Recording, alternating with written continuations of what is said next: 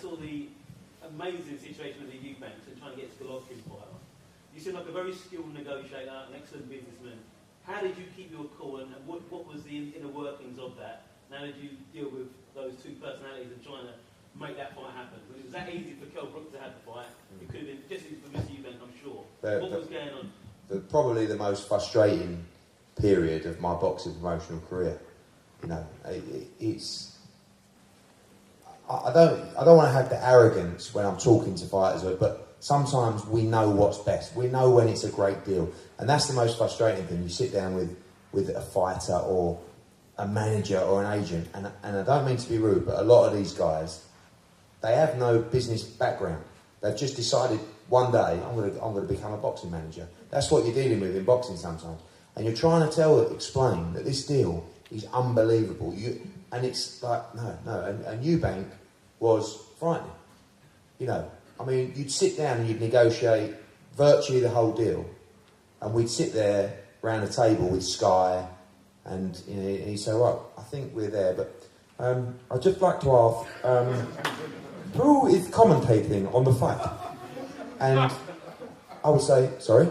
He said, who is commentating on the fight? He calls me Edward. I've known him since I was 12 years old. Edward, who is commentating on the fight? And I would say, well, it's obviously Sky. He said, no. He said, Barry McGuigan must commentate on the fight.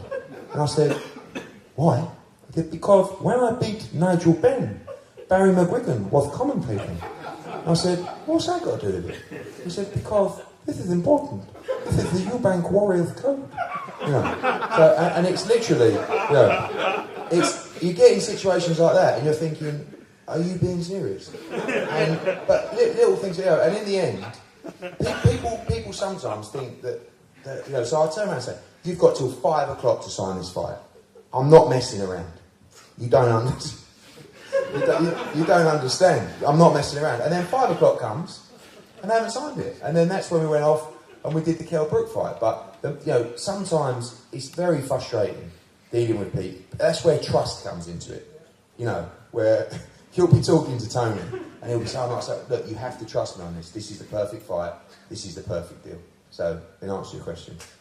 I love the fact that Tony's now crying. I mean, this is fabulous. Oh, you scold. I think we have to finish there, but you've been a wonderful audience to listen so patiently. And Tony, can I say congratulations again, and Eddie to you to a match from wonderful. Thank you.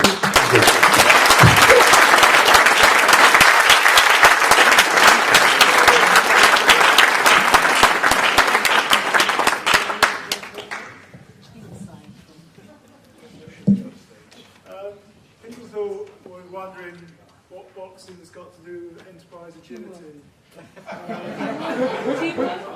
Some of that might not have been to do with enterprise agility, but quite a lot of it was.